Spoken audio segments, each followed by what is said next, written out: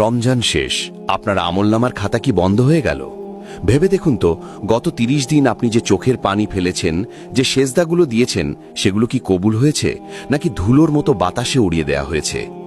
শয়তান এখন মুক্ত, সে আপনার দরজায় দাঁড়িয়ে হাসছে। সে জানে আপনি আবার আগের সেই গুনাহের জীবনে ফিরে যাবেন।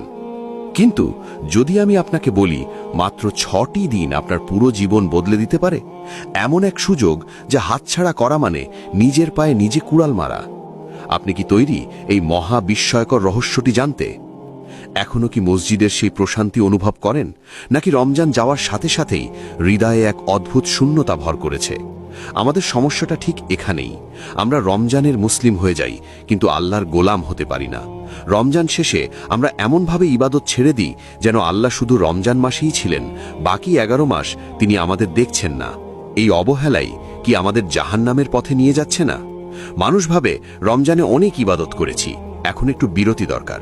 কিন্তু ভাই আমার, বোন আমার, মৃত্যু কি আপনাকে বিরতি দেবে? মালাকুল মৌত কি আপনার জন্য শাওয়াল মাস পর্যন্ত অপেক্ষা করবে? কল্পনা করুন একজন কৃষকের কথা। সে হাড় ভাঙা খাটুনি দিয়ে জমিতে ফসল ফলিয়েছে। এখন ফসল কাটার সময়, কিন্তু ঠিক কাটার আগ মুহূর্তে সে যদি সব ফসল পুড়িয়ে দেয়, তাকে আপনি কি বলবেন? পাগল? নির্বোধ? আমরাও ঠিক তাই করছি। রমজানে যে তাকওয়া অর্জন করলাম, শাওয়াল মাসে এসে যদি গুনাহে লিপ্ত হই এবং নফল ইবাদত থেকে মুখ ফিরিয়ে নিই, তবে আমরা আমাদের আমলের ফসল নিজেরাই পুড়িয়ে দিচ্ছি। শাওয়াল মাসের 6টি রোজা কেবল উপবাস থাকা নয়, এটি হলো একটি পরীক্ষা। আল্লাহ দেখতে চান আপনি কি রমজানকে ভালোবাসতেন, নাকি রমজানের রবকে ভালোবাসতেন। আল্লাহ সুবহানাহু ওয়া তাআলা পবিত্র কোরআনে বলেন, ফাইজা ফারাক্তা ফানসাব ওয়া ইলা রব্বিকা ফারগাব, অর্থাৎ অতএব যখনই আপনি অবসর পান, তখনই ইবাদতের কঠোর শ্রমে আত্মনিয়োগ করুন আর আপনার পালনকর্তার প্রতি মনোনিবেশ করুন। সূরা আশ-শারাহ আয়াত 7 ও 8।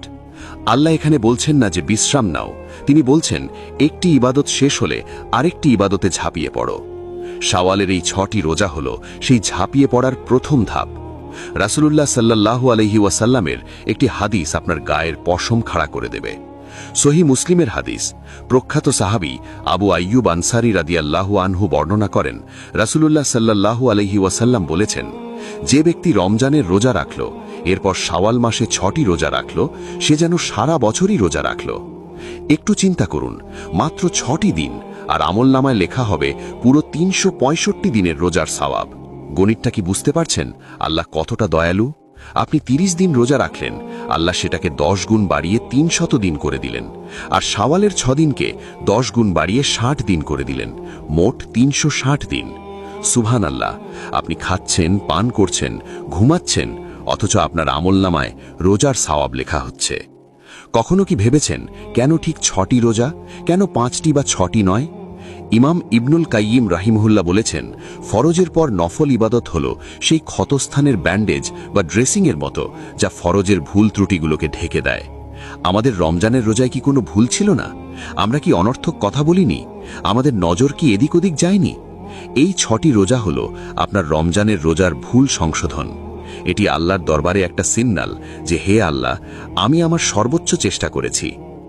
নিজেকে একবার প্রশ্ন করুন তো, আজ যদি আপনার জীবনের শেষ দিন হয়, আপনি কি আল্লাহর সামনে দাঁড়িয়ে বলতে পারবেন যে, হে আল্লাহ, আমি আমার সর্বোচ্চ চেষ্টা করেছি? নাকি আপনার আফসোসের সীমা থাকবে না? শাওয়াল মাস চলে যাচ্ছে, দিনগুলো বালুর মতো হাতের আঙ্গুলের ফাঁক দিয়ে গলে যাচ্ছে। আপনি কি এখনো ভাবছেন কাল থেকে শুরু করব? শয়তানের সবচেয়ে বড় অস্ত্র হলো তাসউইফ বা পরে করব বলে কাজ পিছিয়ে দেওয়া। সে আপনাকে দিয়ে শাওয়াল পার করিয়ে দেবে, আর আপনি 1 বছরের বিশাল সওয়াব থেকে মাহরুম হয়ে যাবেন। এক মুহূর্তের জন্য চোখ বন্ধ করুন। কল্পনা করুন কিয়ামতের সেই বিভীষিকাময় মাঠ, সূর্য মাথার ঠিক ওপরে, মানুষ ঘামের সাগরে হাবুডুবু খাচ্ছে, তৃষ্ণায় বুক ফেটে যাচ্ছে। হঠাৎ দূর থেকে একটা আওয়াজ শোনা যাবে, আইনা সাইমুন, রোজাদাররা কোথায়? জান্নাতের একটি বিশেষ দরজা আছে যার নাম আর রাইয়ান। কেবল রোজাদাররাই সেই দরজা দিয়ে প্রবেশ করবে। কল্পনা করুন আপনি সেই দরজার সামনে দাঁড়িয়ে আছেন, কিন্তু ফেরেশতারা আপনাকে থামিয়ে দিল। তারা বলল, তোমার আমলনামায় তো কিছু ঘাটতি আছে। তখন আপনার অবস্থা কি হবে? যদি এই 6টি রোজা আপনার সেই ঘাটতি পূরণ করে দিত, যদি এই 6টি দিনের কারণে আপনি চিরস্থায়ী জান্নাতের অধিকারী হতেন। এখনো সময় আছে, শাওয়াল মাস শেষ হয়ে যায়নি। হয়তো শরীর একটু ক্লান্ত, হয়তো কাজে ব্যস্ততা বেড়েছে, কিন্তু জান্নাত কি এতই সস্তা? কষ্ট না করলে কেষ্ট মেলে না, আর এটা তো জান্নাতুল ফিরদাউসের কথা। 6টি দিন টানা রাখতে হবে এমন কোনো কথা নেই। ভেঙে ভেঙে রাখুন, সোম আর বৃহস্পতিবার মিলিয়ে রাখুন, কিন্তু দয়া করে এই সুযোগ হারাবেন না। মনে রাখবেন, এটি আপনার প্রতি আল্লাহর ভালোবাসা। তিনি আপনাকে সারা বছর রোজাদার হিসাবে দেখতে চান। আজই নিয়ত করুন, এখনই আপনার ফোনের ক্যালেন্ডারে দাগিয়ে রাখুন কোন 6টি দিন আপনি আল্লাহর জন্য উৎসর্গ করবেন। আল্লাহ আমাদের তৌফিক দান করুন, যাতে আমরা কেবল রমজানের ইবাদতকারী না হয়ে সারা জীবনের ইবাদতকারী হতে পারি। এই 6টি রোজা হোক আপনার পরকালের নাজাতের উসিলা। হে আমাদের রব, আমাদের ইবাদতগুলো কবুল করুন এবং আমাদের আমলনামায় সারা বছরের রোজার সওয়াব লিখে দিন। আমিন। যদি মনে করেন এই বার্তাটি আপনার হৃদয়ে নাড়া দিয়েছে, তাহলে অন্যদের সাথেও এটি শেয়ার করুন। হয়তো আপনার একটি শেয়ারের কারণে অন্য কেউ রোজা রাখতে উৎসাহিত হবে, আর তার সওয়াবও আপনার আমলনামায় জমা হবে।